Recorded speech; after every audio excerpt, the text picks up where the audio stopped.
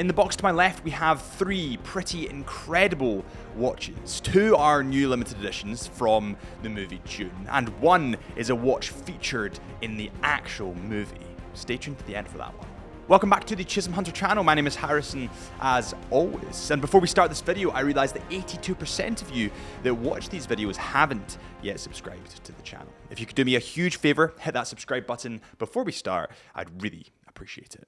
And now for the reveal. Let's open this big goody Hamilton box and see what we have inside. So, firstly, it's a big bloody box. And on this front here, you can see that we have Dune and also Hamilton watches. When we take this watch out the sleeve, you can see it's quite a futuristic watch design with also Dune on the front of this and, of course, Hamilton watches.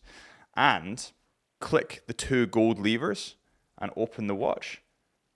We have all three new watches. Notice how I said three instead of two. We'll talk about that later. Okay, so let's begin with the Hamilton Ventura XXL Bright limited edition. And the little fleck, the little flare of limited edition magic that's in this watch is if you push the left button, you can see that the dial lights up. Now, this isn't for everyone, but as a bit of a nerd and as a Dune fan, I think this is super cool.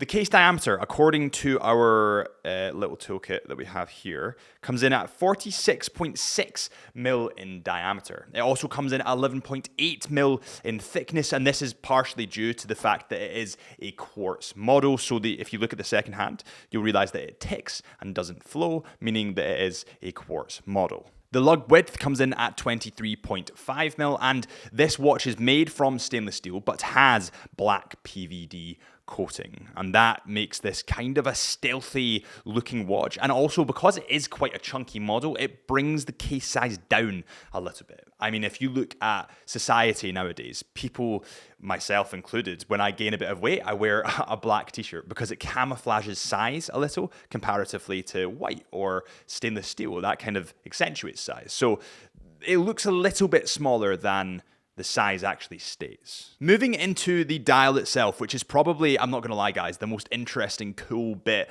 about this model. It actually has brass second hands, so the second, minute, and hour marker are in brass, but it has an or noir treatment, and that's what Hamilton are calling it. This is highly, highly reflective, and actually is weirdly readable against the black face of this watch. I would say that in a way, at night, I would definitely struggle to read this watch, but because of how reflective the second hands are, our second and minute hands, it makes it a little bit easier. Now, to top off, on the second hand at the end, you have a white tip, which also makes it that little bit brighter and gives a pop of color to a pretty dark dial.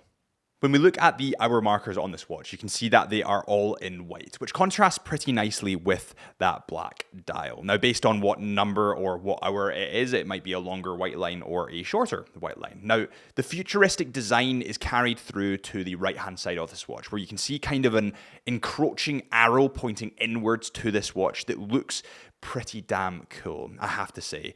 Some people might love this or hate it, but if you were a Dune fan, the odds are you're probably going to love it. And if you are a Dune fan, then you're going to love this even more. On the left-hand side, you do have a little trigger that illuminates the futuristic Dune design on that dial in a bright, bright blue color. And honestly, they do not skimp on the color. It is seriously bright blue. And I feel like only Dune fans will really appreciate this watch. Only Dune fans will really love this watch, as I think it could potentially be a love or hate for a lot of people. I mean, when we look at Omega, for an example, and I know I talk about it way too much, the helium escape valve to some people is a hate, but to me personally is a love. And that's okay to have divisive things. I mean, look at Donald Trump.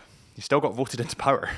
When we flip this watch around, we can see that it says Special Edition on the back. And this is because this watch is one of 3,000 because it's a limited edition. Now, 3,000 is quite a lot of models, but for Hamilton, which is a volume brand, I suppose it kind of makes sense. Now, when you flip this watch around again, or keep it on the back, rather, you can see how curved the dial of this watch actually is. And that's so it wraps around your wrist and sits a little bit more comfortably, which is quite a cool point. It also has the word sample on there. Yours will not say this, but ours does, because Hamilton did send us out a kind of goodie box to review. With that said, I want to caveat this with the fact that this is not paid. Hamilton are not paying for this review. I can still say whatever I like. With that said, on that note, this watch does retail at £1,585. Now, to be honest, guys, for a quartz model, that's pretty steep. However, I kind of understand it. I mean, if you look at Omega and the collaboration they did with James Bond,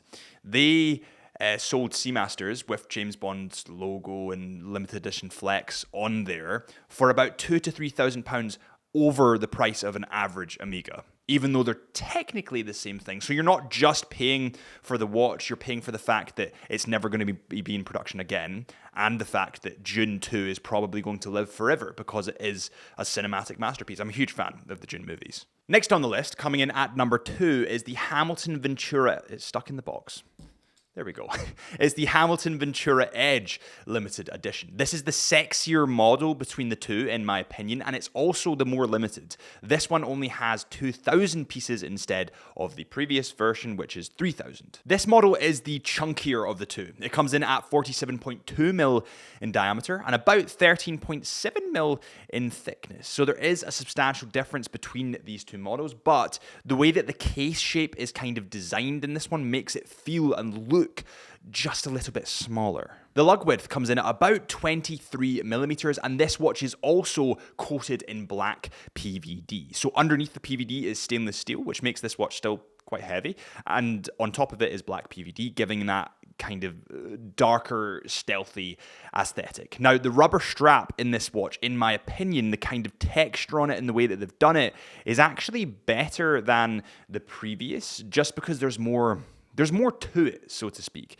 It's not any better quality, it's just designed a little bit nicer. This watch is also a quartz watch, similar to the previous version. However, it doesn't have hour hands, second and minute hands. Instead, it has a digital display. Now, the hour mark is over the minute mark, so on top you have, well, at the moment it's 9:45 in the morning, and it says 9 on the top and 45 on the bottom. But the dial itself on this model is pretty damn cool, I have to say that.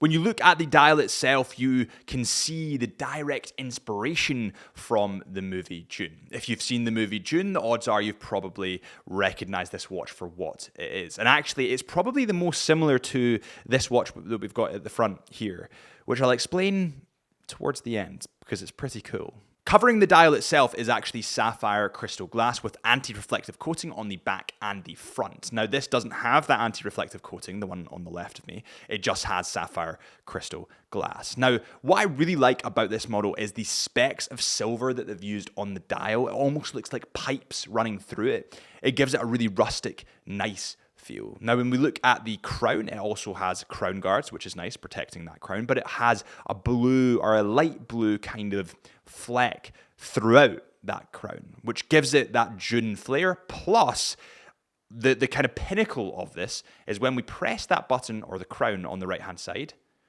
we can see that the display lights up.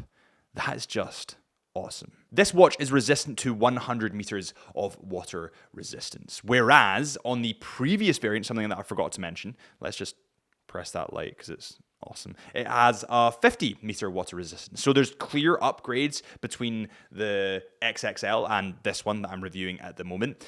Personally, for me, I would go for this one, but the only snag, and it's a pretty big one, is the price. This model comes in at £2,235. And yeah, I get it that it's a limited edition of 2,000 pieces. That's very limited, but this does seem quite steep to me. I have to say that for a quartz model. With that said, I have seen worse in the industry, and I kind of get it. I understand it because Dune 2 is only going to come out once. This watch is only ever going to be coming out once. You're probably never going to see it again, or at least not the same variation of this watch. And relating it back to Omega, again, they kind of scaled up their price £2,000 to £3,000, and people still paid it because they had a sentimental attachment to James Bond. So there will be people that have a sentimental attachment to Dune. I love the Dune movies, but not that much.